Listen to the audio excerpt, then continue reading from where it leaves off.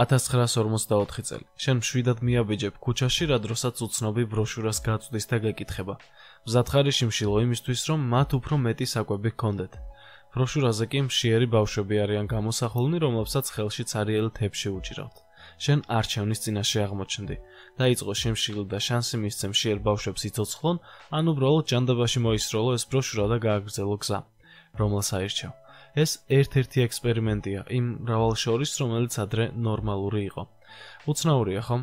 დღევანდელ ვიდეოში შენ გაიგებ ამბავს თუ რატომ მოკვდა ერთდროულად 3 ადამიანი ერთი ჩვეულებრივი ქირურგიული ოპერაციის დროს, როგორც ცდილობდნენ ადამიანები მკვდრების გაცოცხლებას, რატომ შექმნეს სიცოცხლისთვის საშიში დაავადება ან როგორ აძრობდა ქვედა ყბის ძვალს ადამიანს იმ დროისთვის ერთ-ერთი ყველაზე პოპულარული წამალი. თქვენ უყურებთ Boom Shows და დღევანდელი ვიდეოდან გაიგებთ სახიფათო ექსპერიმენტების შესახებ, რაც ადრე ლეგალური იყო და ნორმალურად ითვლებოდა, ასე რომ თავიდან ბოლომდე უყურე ვიდეოს. დავიწყოთ. 1944 წელს 26 წლის მარშალ საპტონი იყო ახალგაზრდა იდეალისტი, რომელსაც სურდა სამყარო უკეთესობისკენ შეეცვალა. მან უარი განაცხადა ომში მონაწილეობაზე რელიგიური მრწამსიდან გამომდინარე, თუმცა საკუთარი ქვეყნის სიყვარული იმდენად ძლიერი ჰქონდა, რომ სურდა სხვა მხრივ დახმარებოდა თავის ქვეყანას. ეს ყველაფერი კი დაიწყო ზემოხსენებული ბროშურიდან, რომელსაც ასეთი სათაური ჰქონდა. მზად ხარ შიმშილო იმისთვის, რომ მათ უკეთ კვებავდნენ. ეს იყო რეალურად მოსაწვევი სამეცნიერო ექსპერიმენტში მონაწილეობის მისაღებად, რომელიც მინესოტას უნივერსიტეტში ტარდებოდა. მარშალი ამბობდა, რომ სურდა დახმარებოდა ადამიანებს და მეტი სიკეთე გაეკეთებინა. იმ პერიოდში ომის გამო ბევრ ქვეყანაში შიმშილით იხოცებოდა უამრავი ადამიანი. ამერიკის შეერთებული შტატები კი ფიქრობდა ამ საკითხზე და ცდილობდნენ იქ როგორღაც უკეთესობისკენ შეეცვალათ ეს სიტუაცია. თუმცა ამ ექსპერიმენტის ფარგლებში თავდაპირველად საჭირო იყო მოეძებნათ ახალგაზრდა, ჯანმრთელი ადამიანები, რომლებიც ნებაყოფლობით მზად იქნებოდნენ ეშიმშილად. ექსპერიმენტი 1944 წლის ნოემბერში დაიწყო, სადაც მონაწილეობას 36 ჯანმრთელი მამაკაცი იღებდა. 36 კაცი შეარჩიეს სულ 200 მოხალისედან. ზემოხსენებული მარშალი სწორედ ერთ-ერთი მათგანი იყო.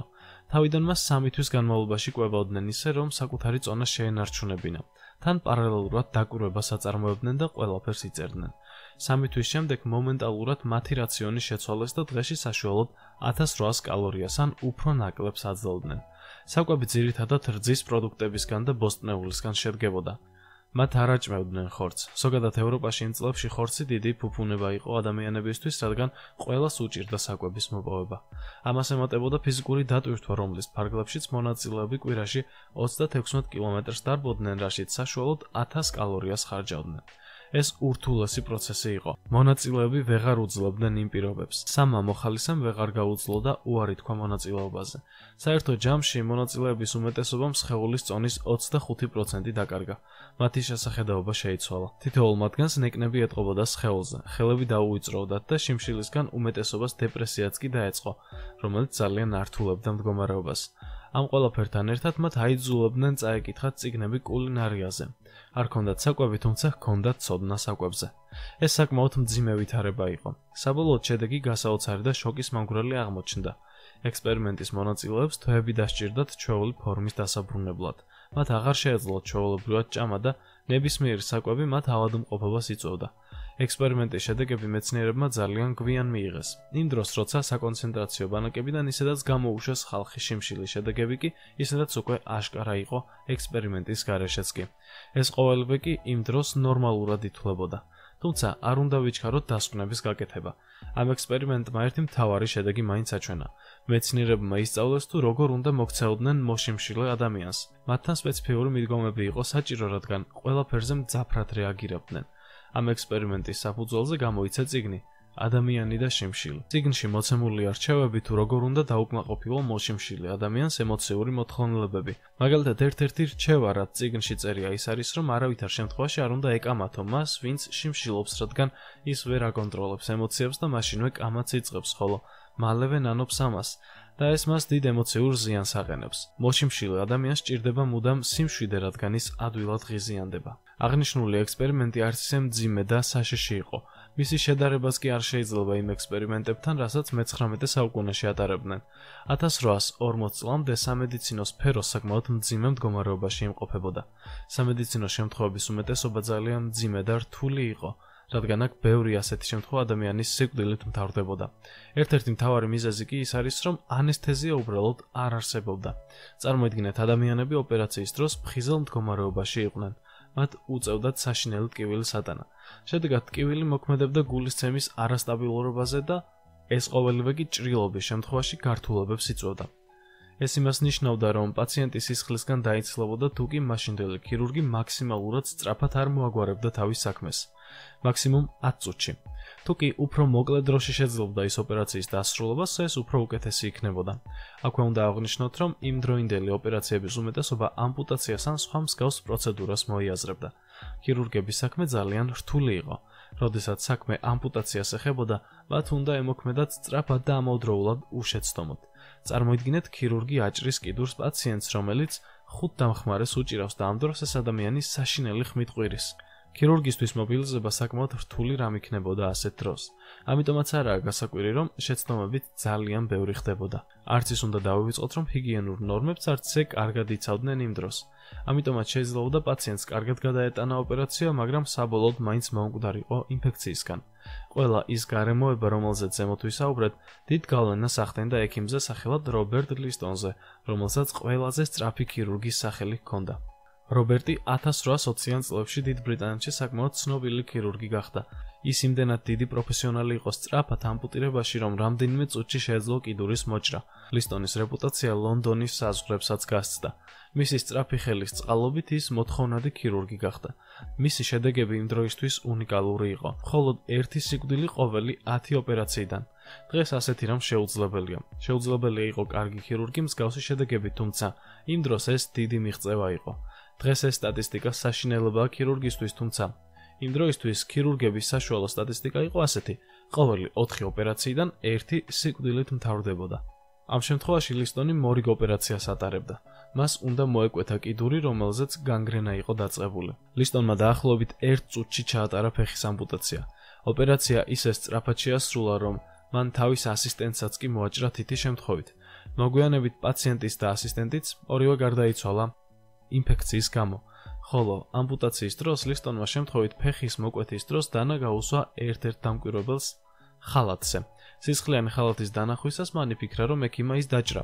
ის ადამიანი შიშით გულის შეტევით ადგილზევე გარდაიცვალა. ოპერაცია ჩატარებული იქნა 1847 წელს. ეს იყო მედიცინის ისტორიაში ერთადერთი შემთხვევა ოპერაცია, რომელიც 300%-იანი სიკვდილიანობის მაჩვენებლით დასრულდა. რეალურად დღეს რთულია იმის დადასტურება ეს ოპერაცია სინამდვილეში ჩატარდა თუ გამოგონილი ამბავია. თუმცა ცნობილია, რომ ლისტონი მოგვიანებით გახდა პირველი ექიმი, რომელმაც პირველად ჩაატარა ოპერაცია ანესთეზიით, ქლოროფორმის გამოყენებით. ასევე გამოიყენა სპეციალური მოტეხილობის დასაფიქსირებელი ლენტი. მოკლედ, მთლიანობაში ეს კაცი იმ დროისთვის საკმაოდ სასარგებლო ადამიანი იყო. რადგანაც სიკვდილიანობაზე ვსაუბრობთ, როგორ არ უნდა ვახსენოთ ძველი მეცნიერების ადამიანის გაცოცხლების მცდელობები. 1818 წლის 4 ნოემბერს გლაზგოს უნივერსიტეტში უამრავი ადამიანი შეიკრიბა იმ სანახაობის მოლოდინში, რომ ნახავდნენ ცოტა ხნის წინ სიკვდილით დასჯილი მამაკაცის მკვდრეთით აღდგომას. 1751 წელს შოტლანდიაში მიიღეს კანონი, რომლის მიხედვითაც სიკვდილით დასჯილი ადამიანის სხეული საჭიროების შემთხვევაში გადაეცემოდა ექიმებს და მეცნიერებს სხვადასხვა გამოკვლევის და ექსპერიმენტის ჩასატარებლად. სწორედ ასე მოხდა მეთი უკლეიდის სხეულის სიკვდილით დასჯის შემდეგ ექიმებთან და მეცნიერებთან სხვადასხვა ექსპერიმენტის ჩასატარებლად. მამაკაცის სიკვდილით დასაჯეს მას შემდეგ, რაც თავად სასტიკად მოკლა ადამიანი. მკვდარი სხეული მოხვდა იმდროინდელ მედიცინის დოქტორთან და ბიოლოგთან ენდრიუ იურისთან. ენდრიუ შეპყრობილი იყო ადამიანის გაცოცხლების ჟინით. მას სურდა ისევ დაებრუნებინა სიცოცხლე გარდაცვლილისთვის და ამისათვის კი ძალღონეს არ იშურებდა. ატარებდა სხვადასხვა ექსპერიმენტს და კვლევას. ერთ-ერთი მისი მეთოდი იყო ასეთი: ელექტროენერგიით გვამის დამუხტვა. ენდრიუ ფიქრობდა, რომ ასე შეეძლო მკვდრის გაცოცხლება. უცნაურად ჟღერს, თუმცა მან ეს დასკვნა ბაყაყზე დაკვირვებით გააკეთა. მკვდარი ბაყაყი კიდურებს ამოძრავებდა მას შემდეგ, რაც მის სხეულში დენის იმპულსებს ატარებდა. იმ დროისთვის ჯერ კიდევ არ იყო ცნობილი ექიმებისთვის, რომ ელექტრომუხტების გამოყენება შეეძლო ცოცხალ ადამიანზე იმ დროს, როდესაც მას გული გაუჩერდებოდა და ასე აემუშავებინათ მისი გული. იმ დროს უკვე არაერთ მეცნიერს ჰქონდა ნაცადი ელექტროენერგიით მკვდრის გაცოცხლება, თუმცა ეს არავის გამოსვლია. ეს ყოველივე ძალიან კარგად იცოდა ენდრიუმ, თუმცა ამბობდა, რომ სხვებს არ ჰქონდათ ისეთივე ცოდნა, როგორიც მას.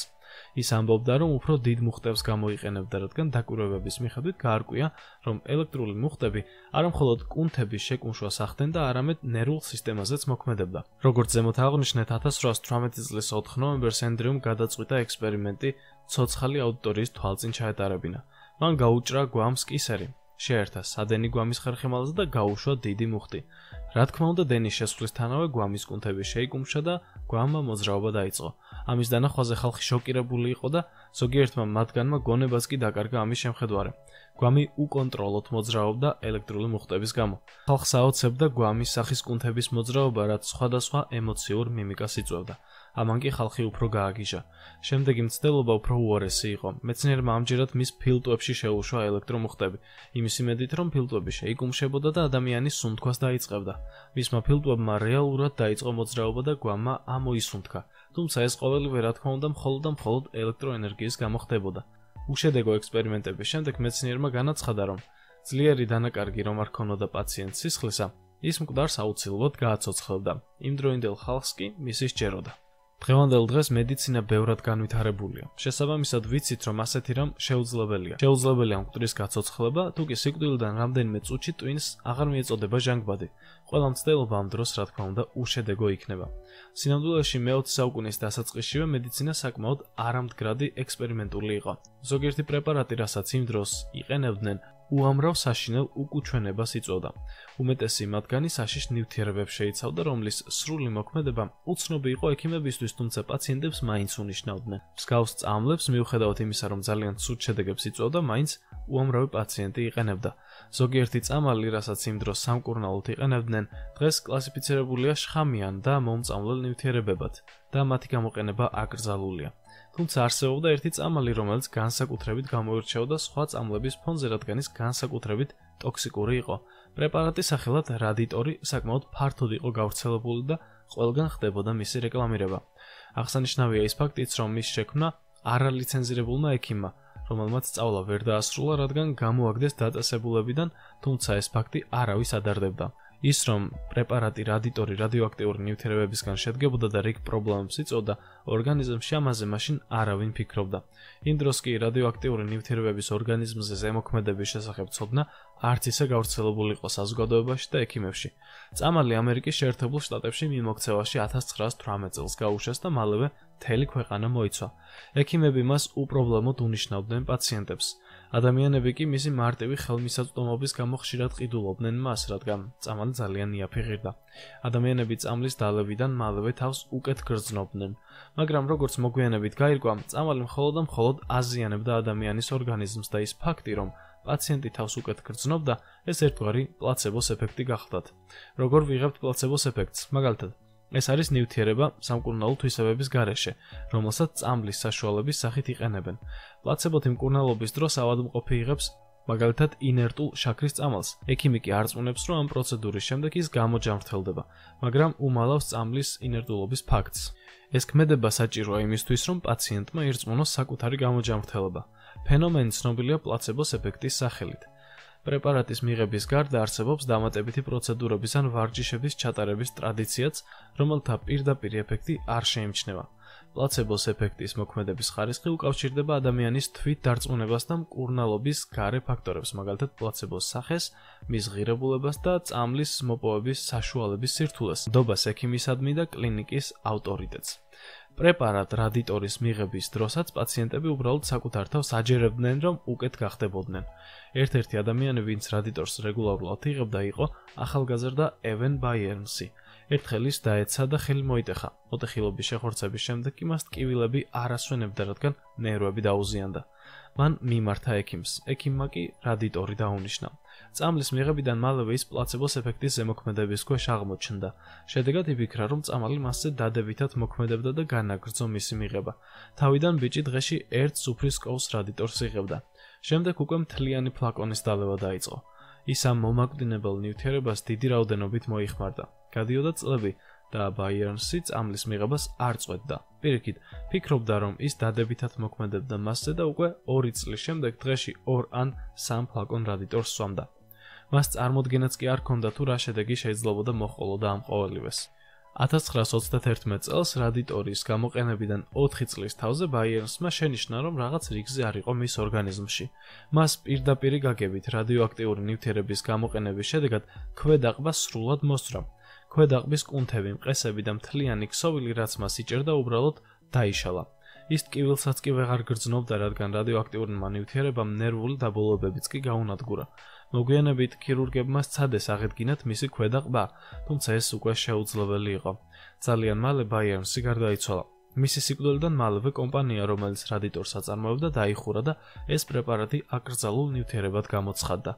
ასევე მისი სიკვდილიდან 33 წლის შემდეგ ექსპერტებმა გამოკვლევის მიზნით მოახდინეს მისი გვამის ექსჰუმაცია. შედეგი გასაოცარი იყო. 33 წლის გასვლის მიუხედავად, მისი ძვლები რადიაციას ასხივებდა. დიდებული მოგზაურების ჩანაწერებში, როგორიცაა ზემოხსენებული კრისტოფორე კოლუმბი, ფერნანდო მაგელანი, ვასკო და გამა, ჩვენ ხვდებით ერთ უჩვეულო ფაქტს.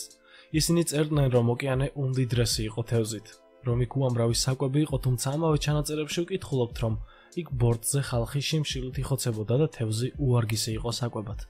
მაგალითად, ფერნანდო მაგელანის კარტოგრაფი ანტონიო პიგაფეტო თავის ჩანაწერებში დღიურში წერდა, რომ დაიჭირეს ტონობით თევზი, თუმცა ის უარგისი იყო და ყველაფერი გადაყარეს წყალში.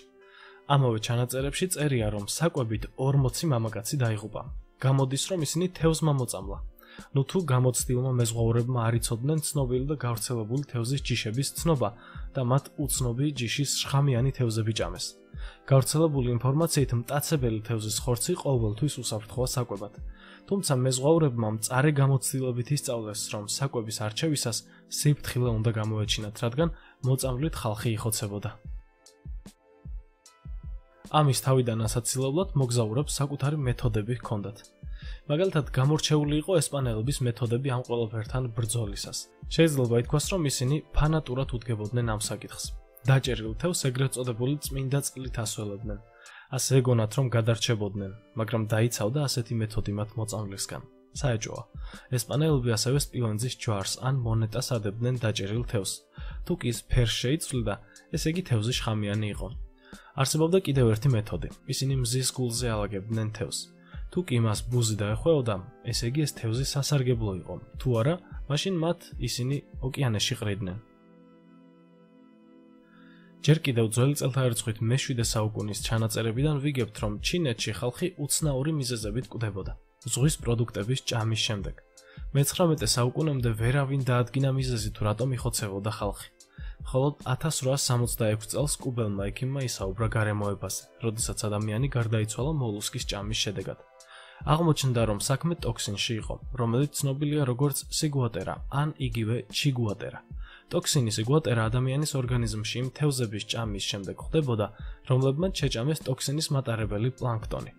ასე რომ, შესაძლოა ოკეანის სიღრმეში მეზღვაურს მისთვის ცნობილი თევზის სახეობა დაეჭირა, თუმცა ის მომაკვდინებელი შხამის შემცველი ყოფილიყო, რადგან ამ თევზმა სიგუატერას ტოქსინით გაჯერებული პლანქტონი ჭამა. ტოქსინი თევზის მუცელში გროვდება და რაც დრო გადის, ტოქსინიც უფრო ძლიერდება. თევზის ორგანიზმს ის ვერაფერს ავნებს, რადგან ზღვის არსებებს მის მიმართ იმუნიტეტი გააჩნიათ, ხოლო ადამიანს კლავს. ყველაზე ცუდი კი ისაა, რომ თერმული დამუშავებაც არ ანადგურებს სიგუატერას. მას შემდეგ, რაც ადამიანი ასეთ თევზს შეჭამს, ტოქსინი მოქმედებს ზუსტად 1 საათში. პირველი სიმპტომია მუცლის ტკივილია. ამას მოჰყვება გულის რევა, საბოლოოდ სუნთქვის გაძნელება და გულის გაჩერება. თუ კი ასეთ დროს ადამიანს არ აღმოუჩინეს დახმარება, სიკვდილი გარდაუვალია. რაიმე განსაკუთრებული მკურნალობა არაა საჭირო. ექიმები ასეთ შემთხვევაში ისევე მკურნალობენ პაციენტს, როგორც ნებისმიერი სხვა მოწამვლის დროს. ამ დაავადებამ ათეულობით წლის შემდეგ ისევ იჩინა თავი. მაშინ, როდესაც მეორე მსოფლიო ომის დროს ამერიკელი ჯარისკაცები თევზით მოიწამდნენ. იმ დროინდელმა კვლევამ აჩვენა, რომ ჯარისკაცები ტოქსინმა, სიგუატერამ მოწამლა. თანამედროვე მსოფლიოში წელიწადში სიგუატერათი მოწამვლის დაახლოებით 50,000 შემთხვევა ფიქსირდება. რა თქმა უნდა, ეს მიახლოებითი მაჩვენებელია, რადგან მოწამვლას სხვადასხვა ადამიანის ორგანიზმში გამოვლინებაც სხვადასხვა აქვს და სირთულეც განსხვავდება. ზოგს მარტივად გადააქვს და ექიმი არ სჭირდება. ზოგიც თავად მკურნალობს სახში, რაიმე ტრადიციული გამოცდილი მეთოდით. ამ ისტორიულ თავსატეხს მეორე ასევე საკმაოდ მნიშვნელოვანი ახსნაც გააჩნია. ასე რომ მოდით ამაზეც ვისაუბროთ. ოკეანე, როგორც აღვნიშნეთ, მდიდარია, თუმცა ყველა ადგილი ოკეანეში არ არის ასეთი. არსებობს ოკეანეების მკვდარი უბნები, ანუ ადგილი, სადაც ძალიან ცოტა ცოცხალი არსებაა. ამ ყოველივეს კი ღარიბი ფსკერი განაპირობებს. უფრო ზუსტად საჭირო საკვები ნივთიერებების დეფიციტი, მაგალითად აზოტის და ფოსფორის. ასეთ უბნებში ნაკლები ქარია, რაც კიდევ უფრო მკვდარს ხდის მათ. ზემოხსენებული მოგზაურები სწორედ რომ ასეთ ტერიტორიებზე დაცურავდნენ. ანუ ისინი ხშირად ხვდებოდნენ ოკეანის მკვდარ უბნებში, სადაც სიცოცხლე არ ჩქეფდა და ზღვის ბინადარნი ფაქტობრივად არ არსებობდნენ. ახლა შეგვიძლია საბოლოოდ გავცეთ პასუხი ზემოთ დასმულ კითხვას. რატომ იხოცებოდნენ შიმშილით მეზღვაურები? რატომ ჭამდნენ საკუთარი ფეხსაცმლის ტყავს იმის ნაცვლად, რომ თევზი დაეჭირათ და ის ეჭამათ? პასუხი ორგვარია. პირველი, მათ საკუთარ თავზე გამოსცადეს მომწამლელი ტოქსინის მოქმედება და ეშინოდათ ნებისმიერი ჯიშის თევზის და მეორე, ისინი ოკეანის მკვდარ უბნებში ხვდებოდნენ, სადაც მცირედი საკვებია.